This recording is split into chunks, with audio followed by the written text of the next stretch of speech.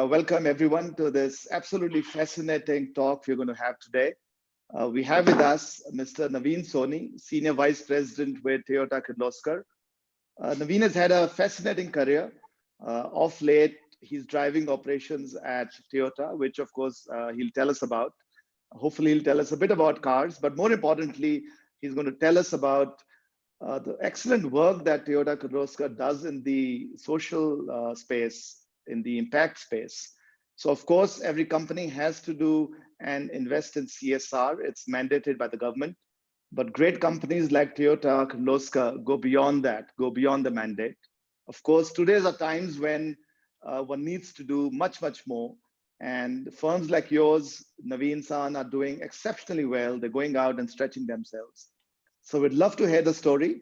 We'd love to hear from you all the great work that's happening, not just at Toyota Kirloskar, but how India, corporate India, is stepping up into these times of crisis. Hosting Naveen is my very dear friend Vishal Anand. Vishal, as all of you know, is a founder and chief financial officer of Shoolini, and always smiling and always charismatic in his speech. So over to you, Vishal, and once again, all participants, thank you for being here today, and look forward to hearing from you, Naveen. Over to you, Vishal. Thank you. Yeah, Atul. Thank you so much. Welcome, Naveen San. We're so honored to have you on the Yogananda web series today. In these challenging times, the corporate leadership is being faced by the unprecedented. However, Toyota, as world's leading automotive company, is rapidly adapting to the new normal.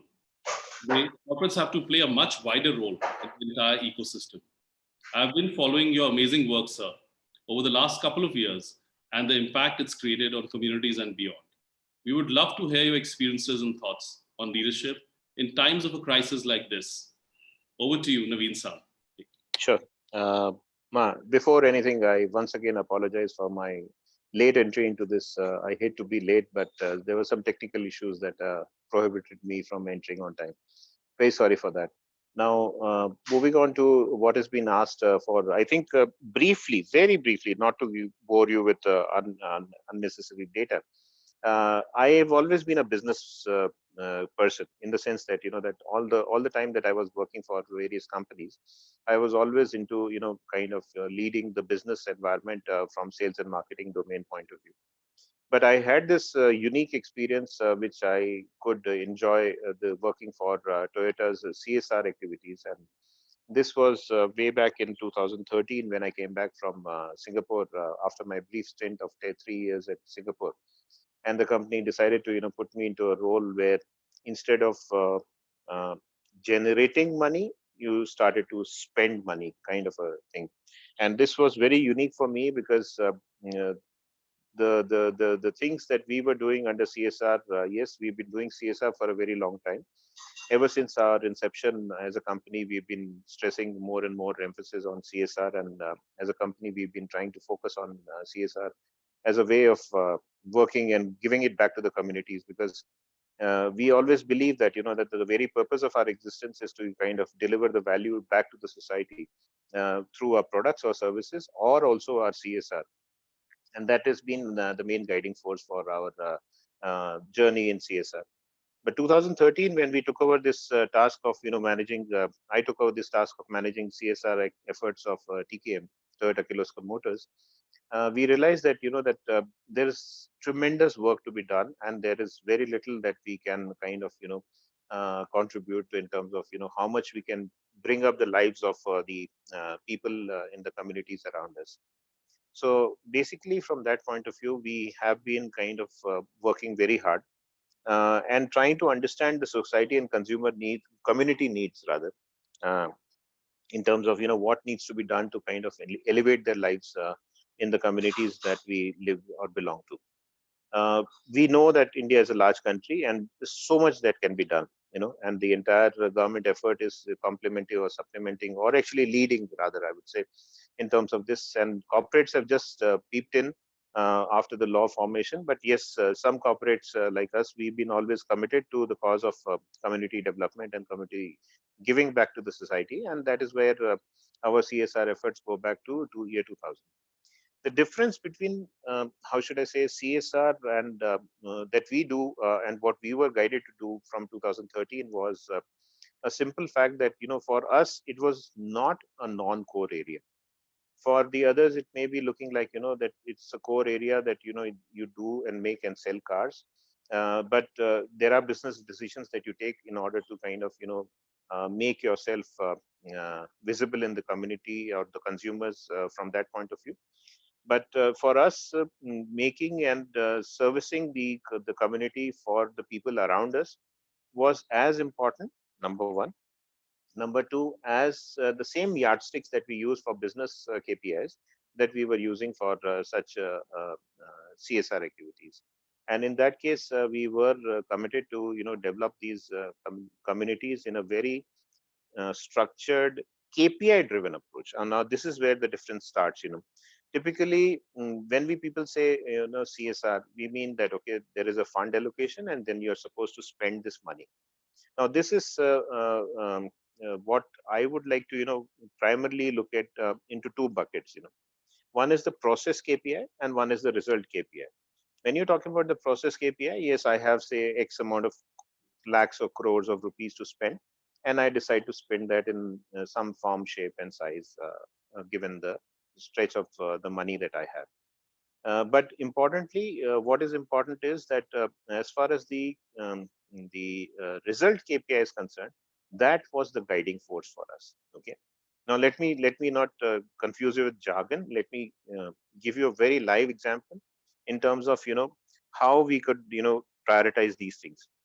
Let one example that we took is that that when we are doing when we used to do building of schools, etc. The simple example would be that okay, I spent say so many lakhs of rupees to build a particular school, and that's it. After that, we should step out because our job technically is over. But that's the day our job starts. We were concerned about how many students would be coming there, how many students would be learning education there, how their education and lives will be impacted, and how then they can go from a school to a community to a village level in terms of developing that particular village in terms of education impact that they are doing. I fondly remember my chairman from Toyota Global, Mr. Uchiyamada, when he had come and when we explained. And yes, we did a lot of hard work, and that did get a lot of eyeballs. And one of the videos that was being trying to be shown prior to this meeting was a video that we actually got people from Toyota Japan to come here, stay with us for about 10 days or 15 days, wake up at 4 o'clock in the morning and go to these villages and then see what is the impact on the lives that we are making in these villages. Now that gives you greater satisfaction because when Mr. Uchiyamada came and he asked us about these things and we tried to explain all these facts and figures to him, he was telling us that that what you people are doing, and I fondly remember this, and I'm so grateful for his advice that what you people are doing today will bear fruits 20 years down the line, and 20 years down the line you will be proud of what you people are doing today. These words still come back to me because when I used to visit these villages, and recently I moved back to a business and I've become a sales and marketing guy now back again. But I do remember that when we used to go to these villages, when you go to these schools that where we are providing quality education, not just the school building, we used to be so proud that if you were to ask a question, and I've personally experienced this, if you were to ask a question to these school children in terms of anything that is concerning their lives, it would be invariably, I'm not being sexually biased, but it would be what was coming as a bright surprises. It would be a girl child, which would be 90% of the questions would be answered by them. This is a clear indication that that these people who were the best beneficiaries of the sanitation project, and later on, if time allows, I'd like to you to people to see that video, how the lives of those people have changed. When I used to, people used to say process KPIs, result KPIs, all these things is fine. But for me, there was only one KPI, which was that every school that we used to inaugurate, every school we used to start, and most of these were often schools, so they would be residential and children would be staying there. I would always pick on a particular boy or a girl, young boy or a girl, and I'd remember his or her face. Every time I'd go there to the school, I would look at that person and see the smile. The length of the smile on the child's face would tell me whether my efforts are really bearing fruits or not. This is not to make it dramatic, but actually we've seen the confidence grow. I still remember when we used to go there, I used to ask normally one question to them. Uh, what is it that you want to become when you grow older? And the most of the times the answer in the initial days would be a school teacher, a village pradhan, somebody who is they could see as a village priest. They would idealize these kind of people who were on their radar, and they would always think this is the kind of person that I want to become. This transformed slowly as we used to go, and I used to always ask the same question: what is it that you want to see yourself to be? And I was so happy because there I'll come to the story later, but the answer that I got in one of the later stages is when one of the child stood up and says, I want to be the district collector of this place. No, actually, this is exactly what we wanted. I had set a benchmark to my team that that basically we should and we would take care of these communities, and we will make sure that at the end of it, we make them corporate citizens. And Toyota is the largest corporate in that area. We have prioritized in that area, and in that area we have always made sure that people aspire to become a greater leader or a greater workman or whatever. We do have a college also inside a factory, which is run on CSR funds, which is basically taking care of underprivileged children. And these school children, I used to tell my team, I said, once they cross the primary level, get them into secondary. And after secondary, they are the ideal candidates to join the school, the college, the ITI that we run, and then get into TKM, Toyota Kirloskar Motors. And it was my dream, and it's still my dream, to see some of those children join my company and become, corporate leaders like us. This would be the real change that CSR can bring about. It is not about spending money. It is about not about touching lives. It is about transforming lives. It is about making a sustainable difference to the communities that we belong to. We are grateful that these people have allowed us to set up this 432-acre plant that we have in Bidadi in Bangalore. Now, how do we give it back to this community? How do we kind of enrich their lives? It is something that we always are concerned about. And throughout our CSR, we used to do this journey. And let me share a secret also. My biggest boss was my mother. I mean, it sounds so cliched, but I still remember whenever I would go back home, I'd invariably give her a call. And she started getting so much interested about the work that we were doing at the CSR that the first 5 minutes of my communication, she's no more now, but the 5 minutes of my communication would be explaining to her what we are doing. And this would bring this different sense of satisfaction to both of us, because companies do not have a privileged position. And I used to tell my team also, I said, we are blessed, we are privileged, because we don't do this as a job. We do this, if you really get into this, we are making a difference to so many lives. And God has been kind that the company is allowing us to spend money for doing this kind of an activity. Now, this is a very emotive part of CSR, but the rational part of CSR is something that I had learned way back in uh, what we call as a focused group discussion. We used to do these kind of activities in which typically what we'll do is we'll stand behind the camera, in the sense we'll stand in a room where which is not visible, but we'll have the cameras. Some people will come discuss about what companies should do in terms of CSR, and then we would all learn from what is a common man's understanding of organization and where they see us focusing on CSR. So from that point of view, I think we were doing this seminar, or sorry, focus group discussion, and there was this lady. I think she was a school teacher, and she said on that particular focus group discussion that why do companies kind of do CSR? That was the main topic of discussion, and she made a comment that saying that there is a rational connect with the company. That is, if I say, if I'm making some product, any product, not only cars, but any product, say I'm making this particular pen. Now, people will look at this when it is put on the shelf saying that, okay, what is the qualities that are there? Okay, so for example, this one has 4 refills and pencil or whatever.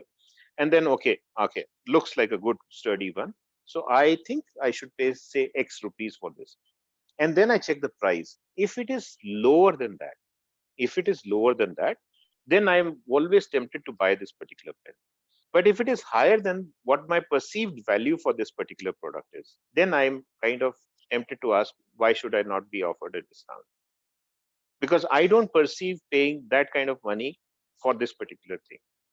Now, you and I may wonder, people go and buy luxury goods. People go and buy, all kinds of things. The same handbag that they buy from such a store, which has got a fancy label on the top, will be X times more expensive, but people do pay with the price for that, and they don't mind paying a price for that, and they're not asking you for a discount for that.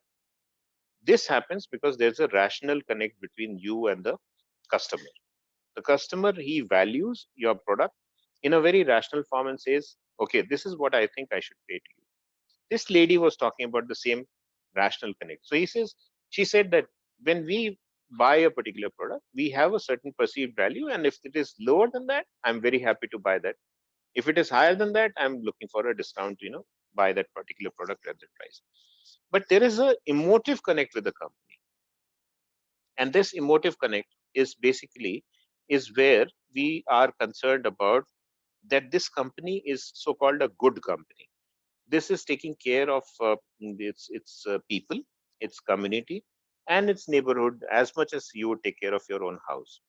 In these circumstances, people are always kind of tempted to align themselves. And as I think most of us are students listening to what I'm saying, people will move toward a particular company when all the technology barriers or technology things become common. Because if you read any book, you will come to a conclusion that there could be some initial differentiators either in the product category or in the technology category that you may be able to offer. But sooner than later, you know, people will get so much used to it. I still remember, just to give you an example, I still remember there was a time where people used to put on the back of their cars. I don't know if some of you may have seen this, saying 5-speed gearbox, which means that this car has a gearbox which has a fifth gear also, which was a unique thing in those days. And then slowly those stickers disappeared. Why? Because the technological differences it has become a norm. Everything should be a 5-speed, then automatic became a norm, then people started putting 80 at the back, so on and so forth. And in these days, if I go and put a 5-speed gearbox, people will laugh at me, saying that, are you sure you're providing the best technology to the consumer? So from that point of view, it is always good that there is always something technologically. Yes, there should be a differentiator, but what this girl or this lady was saying to us is, it is not just technology. That's a very rational mindset. How much I'm paying and how much I should be paying for this. The main point that I'm trying to come to is the emotive connect. When everything becomes common, either your service or the emotive connect that you have with the consumers. And let me give you an example, a personal example. I have this WhatsApp group in my college. And when I used to be doing my CSR work, I used to always, very proudly present to everybody, this is what we've done. This is what we've done. And the stories, I think this was the video that I wanted to show to everybody. This is exactly when I posted this video on that particular website or that WhatsApp group. There was this friend of mine, she's from Chennai, and she said, Naveen, my next car is going to be a Toyota. you know so this gives me the same kind of joy, and this is the time when those words of that housewife or the school teacher, I remember, came back to me, that everything else being common, then it will be the emotive or the service differentiation that will be prevailing, and this is what will take you ahead of the market. So we've done many things in terms of this how should I say, CSR domain. Being a corporate which is present in many countries, so we have decided that it will be focused on a few pillars. Health and hygiene is one of the key factors. We also are dedicating ourselves to education. We also are concerned about mother nature. so on and so forth. So there are about 5 skill development. So there are about 5 domains that we have spent our energies on. And just to take a cue from that particular comment that came from that particular housewife, is that if you come to these schools and if you go to these schools, I can bet you I had no linkages from the business part of, I was technically doing CSR and I was very much away from business. And I made sure that the advice given to us from that particular person was, you should not be mainstreaming your CSR into your business objectives. One of the things that companies often do as a mistake is that, okay, if I am doing, say for example, CSR, I have to spend money. And if I have a township which is very far, from the village towns, so to say. So what I would end up doing is I'd end up making a stadium. Now, who will use the stadium is the employees of my company who are working in that domain. So, for example, then they get benefited, and I call this as CSR because I'll call this as a ground for making uh, sports ground for the villages, etc., and get passed with the law under the law. But more importantly, is this CSR? Under the definition of the lady's explanation, it is not CSR because you're doing it for your own employees. I'll give you another example.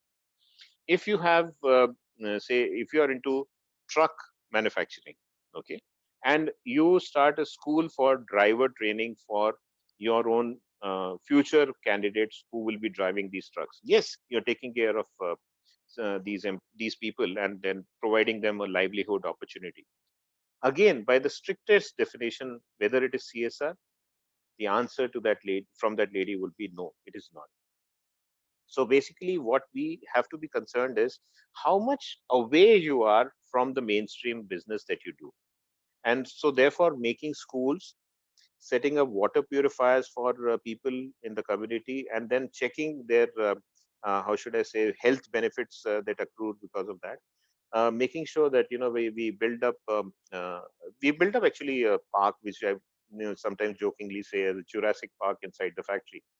We have dedicated some 23 acres of land inside the factory that we've been given by the government of Karnataka, and that has been kept, could have been kept as a green zone. So ideally, we could have made a lush green golf course there, but the company decided to give it back and then give it back to the students and the people who can get benefited from it. So we've made our eco zone, as we proudly call it, and this eco zone has various theme parks in this 23 acres. There are 2 man-made lakes. There is a place where people can come and continuously, more than 10,000 people by now would have been educated on various streams, starting from LKG, going up to PhD students, and maybe someday Shoolini can also send some students there, and then they can come and do various experiments on environment. And it has various facets to it, including showcasing a timeline where how individuals have or human beings have actually come in at the very last of the development of this Mother Earth, and how we have successfully demolished everything that was there for so many decades or centuries rather. So these are things that we have done, and I would like to take a pause here to understand how much of this has been understood and take some feedback or comments from some people.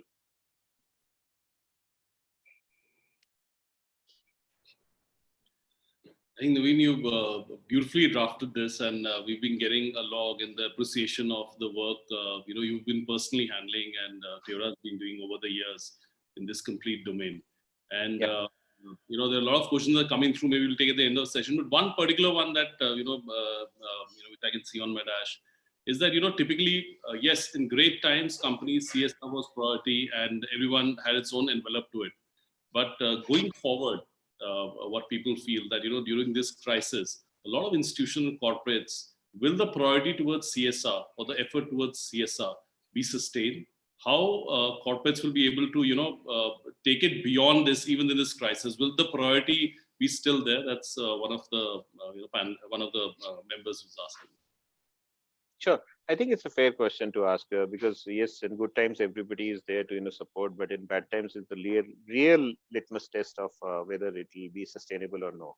Now, if past is any indication for the future, I maybe sound like bragging about my company, but if past is any indication of the future, we've had scenarios where we were as a company making losses in the past, and with a fair amount of time we've not been actually making profits. And during those times also, CSR work has continued because the CSR law, I used to tell my team, is that that is just a compliance issue, not a mandatory issue for us.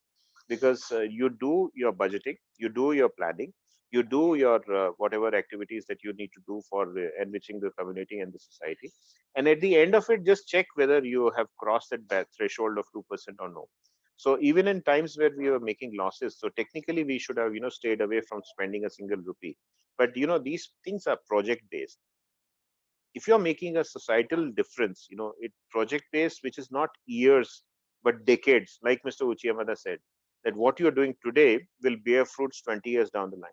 So these are not things that we can walk away from that society or community. Yes, there will be some moderation or some changes to this, but the projects that so I remember one of my earlier MDs used to say that that there's a minimum basic that you must commit yourself to the community.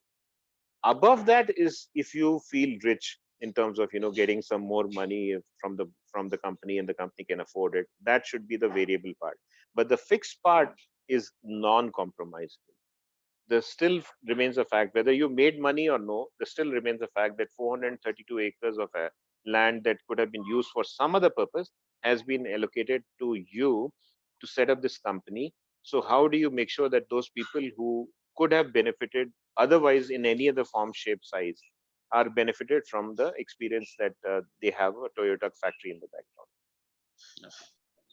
So correct. I think it's long-term sustenance that we all have to look at, and going forward, a lot of people also are typically asking a different question, which is basically around more concern towards the economy and the complete COVID scenario currently, and Sure, how I'll move into that. the whole disruption, on the side of automotive or mobility as it is, do you see as automotive leader or a corporate leader setting in post-COVID or during these times?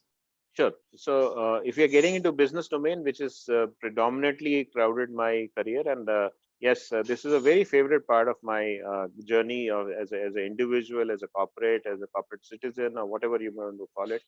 CSR will always remain close to my heart, and it'll forever be there. And we've set up various institutions which will take it forward, and we are so happy and proud that those things are continuing even in these times of crisis, giving it back to the community. But now, shifting gears and then moving to the scenario post COVID, and how does the automotive industry get impacted? And I think we are in the same boat as you are, as far as this is concerned. This part of the business discussion, yes, has many recipients who may want to understand how Toyota as a company is viewing the future, and how what changes we see coming in the future, and how we prepared for that, and how do we take care of the future mobility needs. So I think basically, as long as we are human beings, mobility needs will not go away. Okay, they may only be muted for a time being. I think that there are two steps that we have to take to get back to stage zero, where we started.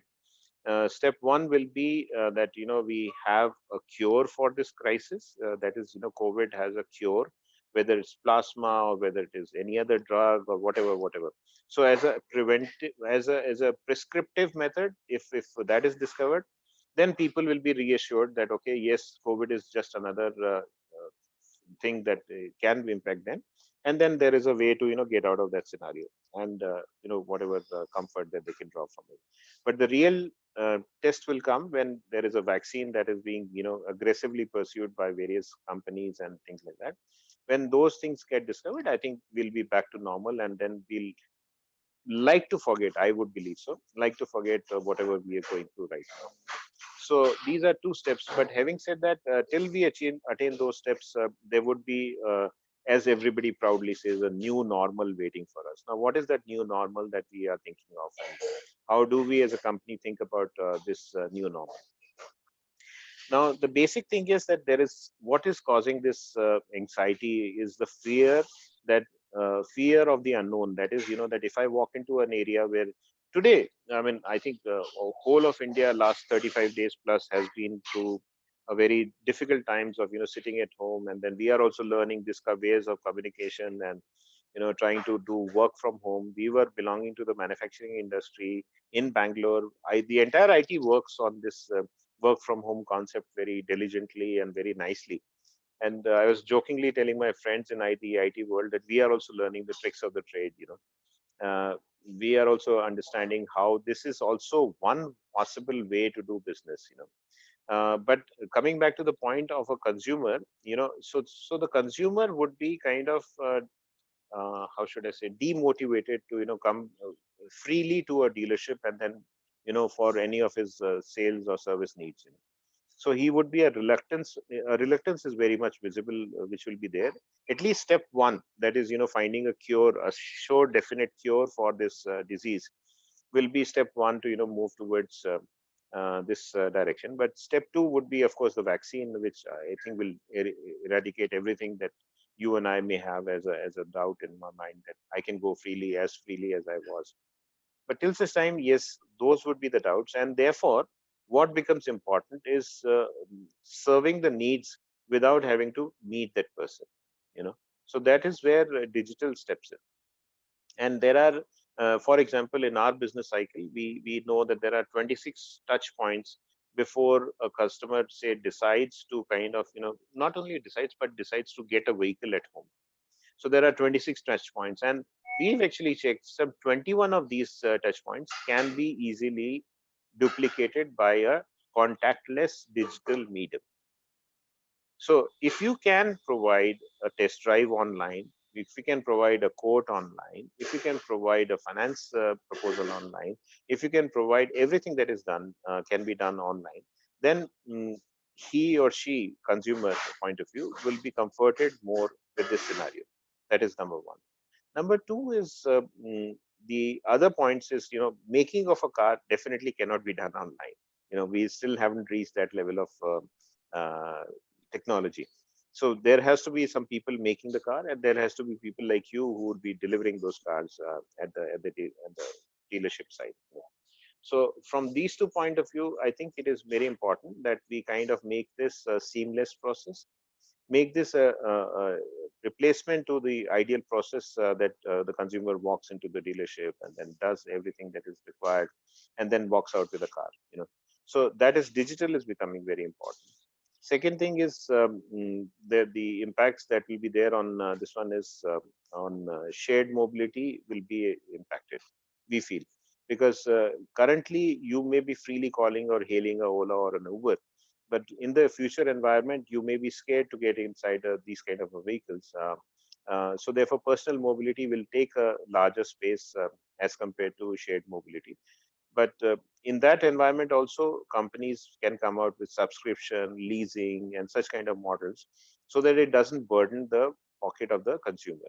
Because otherwise, you will ask the consumer to buy a car, and once the vaccine is found, then what does he do with that car? Because ideally, he is not requiring a car, but for these troubled times, he requires a vehicle. So the solution is either subscription of cars or leasing of cars, where he does not have to, he pays only for the rentals of the period that he wants to use it. So that will be taking some prominence in our opinion.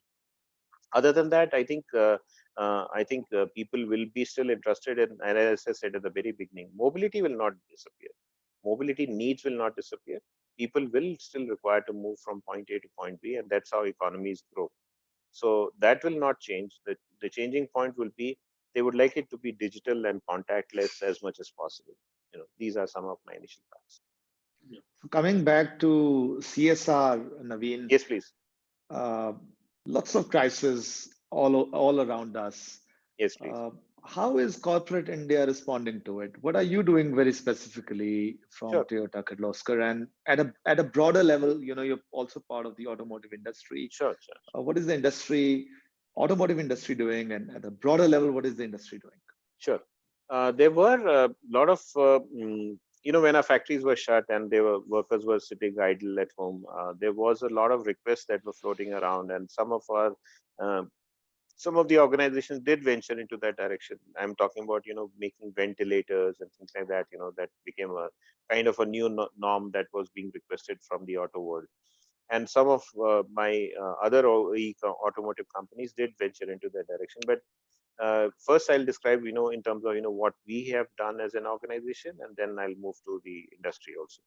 So what we realized is that this is a highly technical field, and in which people cannot be just overnight shifting from making cars to making ventilators, the production lines and everything, and it's highly technical. At best, we can adopt what is called as the famed Toyota production system, and make any production line or any production system more efficient. So this was our thinking, and maybe right or maybe wrong, I don't know, but this is how we decided. So besides contributing to, making sure that the essential services personnel, as such as police or health workers or things like that, we donated a lot of these masks and sanitizers and things like that, those PPE kits that was necessary. So that we could do, because that was a question of trading, buying it from somewhere and then giving it to them. So that continued. We did contribute to the Chief Minister's Relief Fund. That continued. But in terms of, we said that we are not experts in making these medical equipment, so let us not get into something which we should not be venturing into. That is a personal decision made by the company, and there's a corporate decision that came to us from Japan also. But what we did help, and this is very proud to us also, is that, that the somebody who's got a order for making those shields, plastic shields that cover your face, when you get into such environment. And this guy had got a huge order from, he's one of our suppliers, and he's got a huge order for making some, I think, a few lakhs of those masks for the essential service people. And his capacity to make these things was hovering between 1,000 to 2,000 pieces a day. And the requirement was sudden. So if he goes at the same pace, then he takes probably weeks or months to kind of fulfill the requirement. But the requirement is now, So what we did was that we said, okay, let us use Toyota production system to kind of streamline, not only streamline, but improve the efficiency of this line, his line. Online, we got, like we are talking, online, somebody got in touch with these people who is our supplier. And we kind of, sat down with him, understood his workflow, tried to incorporate Toyota production system into this. And from 2,000 to 3,000, the daily production has now crept up to 15,000 masks per day. And this is how we thought we could contribute, because what is our core expertise? What is our core competence? It's manufacturing, so if we can incorporate those manufacturing tools into any other business environment, this is how we felt it. The other usual things of, donations and, contributions and safeguarding others is been done. Our dealers have been doing an excellent job, and you can talk to, most of them have actually, we had come out with this Bacta Cleans, which is actually taking care of the vehicle, making it hygienic and things like that. So they did this free of cost to most of the police vehicles that were there. And I was so happy to, see that, that they were not differentiating between Toyota vehicles and any other vehicles. So they were very proudly doing this for even competition vehicles, because this is not the time where I should be differentiating, because the workmen, that is the police people, are using any of these vehicles. And so so they were reaching out to them, and they were doing this free of cost for all of them, and supplying food and, to the community, etc. Even in these times, where you might be scared. Today's day, if there's a doorbell ringing, I'll be scared to understand who's coming into this my house. In these times, people venturing out and doing all these activities is a small token of appreciation for these essential servicemen who've done a great job, to safeguard our lives. They, as we say, they're more than superheroes for us. That's absolutely fantastic. It's amazing to see how every section of society has stepped up, Naveen. It's Yeah, absolutely amazing. Let me switch for a second from CSR to automotives. And sure. this has been a question in my mind, and I think some of my students' mind for a Yeah. very long time. The traditional distribution mechanism for cars is single brand outlets, especially in Mm, India. mm, You spoke about digital.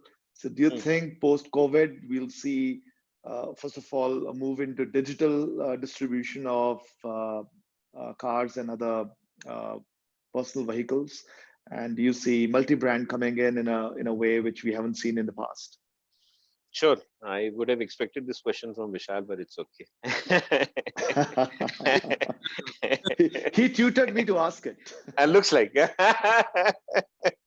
no, jokes apart. See, I think yes, digital is going to be in the minds of people in the near future, because of the sheer magnanimity of the problem that is. You pick up any newspaper, 80% of your newspaper today, if you're reading it, is crowded with anything to do with COVID, remotely linked with COVID also. Then if you take away COVID, then only 10 or 20% of the news remains here. That's crowding the entire mind space of everybody and every person. If this is the environment, and then how do you expect that even if the government closes the lockdown or partially lifts the lockdown from some parts of the city, etc., and in some cities, etc., then how do you expect people to kind of overnight change their mindset and say, okay, listen, government has closed the lockdown, now everything is back to normal? It won't happen like that.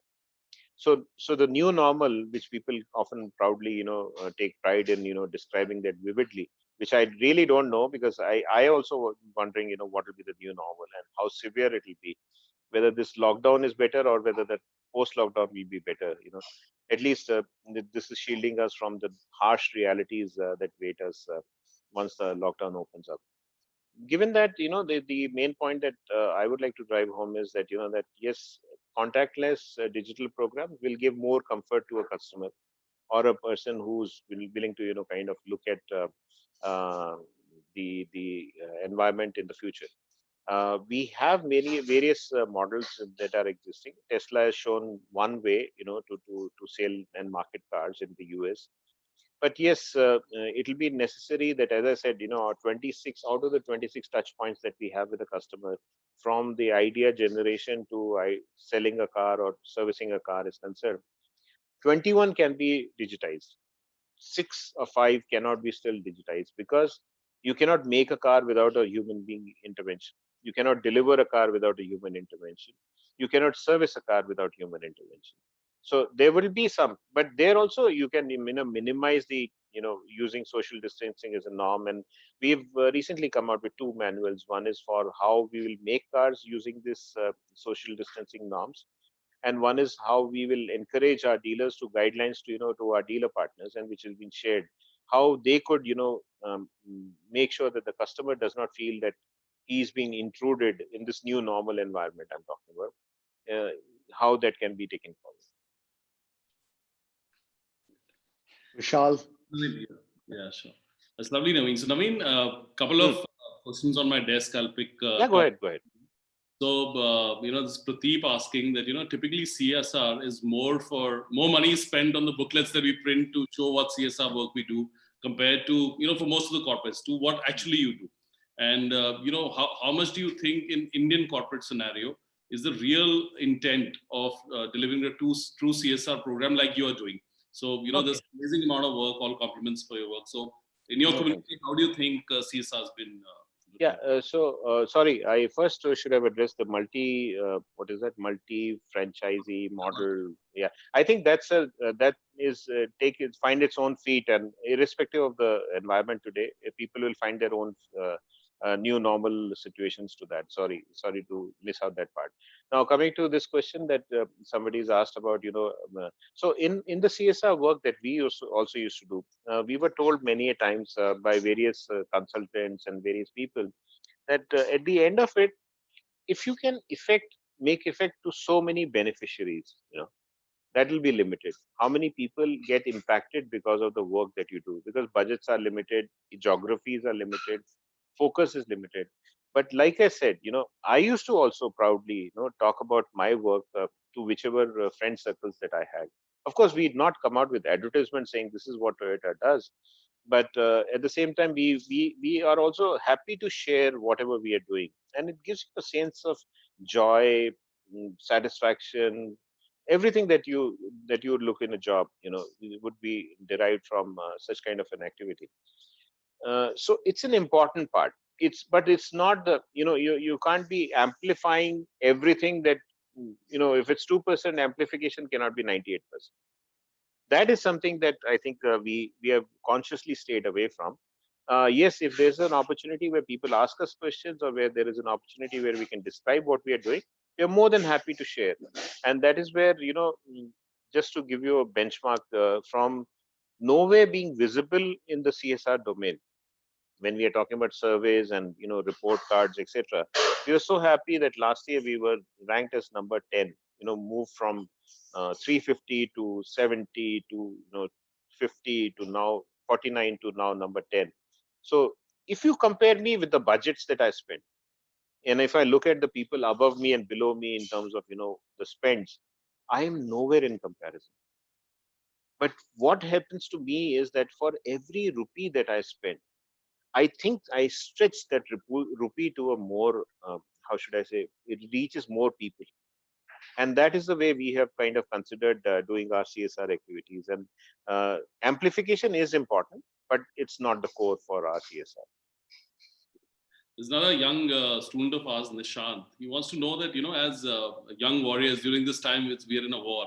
And as youngsters, how's it that as individuals, they can contribute to, the complete scenario that is today and help the society? Some ideas, some thoughts you may have for Yeah, the yeah. I'll give you an example of what we had started. Actually, we started an activity called I Care. Uh, Basically, it's an acronym which stands for something like community care services. But I care about this. So we had this 6,000 plus workforce, and we there was an enabling factor such as every Saturdays we had declared from a 6-day work we moved to a 5-day work schedule. So as CSR, we thought proactively that that these employees 1 or 2 weekends will be good, but if you're used to working, then not working is a very big pressure that puts on your system.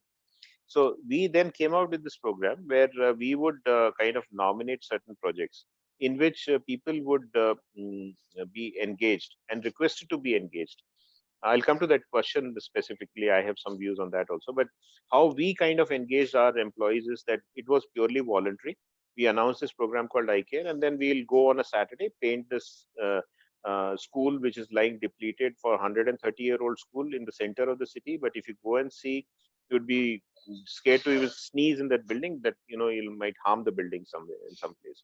So how to renovate those structures? How do you make sure that that we make food for the underprivileged and orphanage homes and things like that? So small connect to the core business of CSR that we do. I used to always say that this is not the mainstream of my CSR, but this is to give you sorry, a trailer of what you can participate.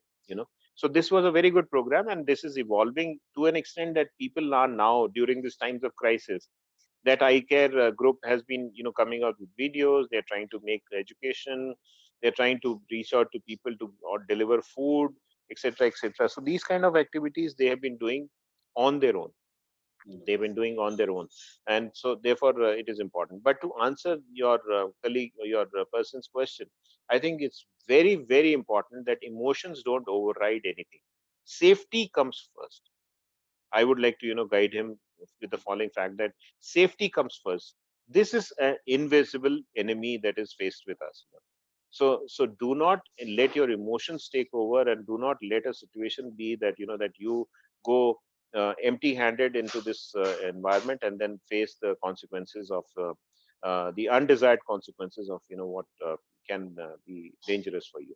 So please be safe, take protection, be guided, and there are enough and more avenues for you to kind of participate in this nation building process. And I'm sure you're at the beginning of your career, or just getting into a career, and I'm sure there's a long road ahead of you. I'm sure. I think we are coming to the end of our time, but one more question by Sure. Arvinanda Naveen. Yeah. He's asking that it's a little beyond CSR, it's on the auto industry. He's Yeah. saying that clearly post December or pre December 2019, there's been a downturn in the auto sector, Right. and COVID has actually made it way worse. So, Right. when do you see a surge in demand post-COVID? I know it's a very difficult one for you to No, answer. it's not. I Who mean, knows, but honestly, we'd there love are to hear your various views. predictions. Yeah, there are various predictions, and the safest prediction that you can adopt is the ones given by your bosses. So you don't be contradicting anybody. And a few days back, Mr. Kirloskar was saying this in seminar or a webinar that was conducted by Economic Times. And I think I kind of tend to agree to what he's saying is that given, as I said, the new normal we have to still discover. We're still sitting in the comforts of our houses and then doing these conferences and seminars or meetings. But the new normal we'll have to discover once the door opens. And from that point of view, I think it will be a slow recovery. Short term, there'll be a disaster waiting outside, is what we believe, because consumers, when you wake up in this morning, even if you have a relationship with the dealership that is closest to you, this would not be a priority as of now. You'll like to get yourself on ground and then take the steps one by one.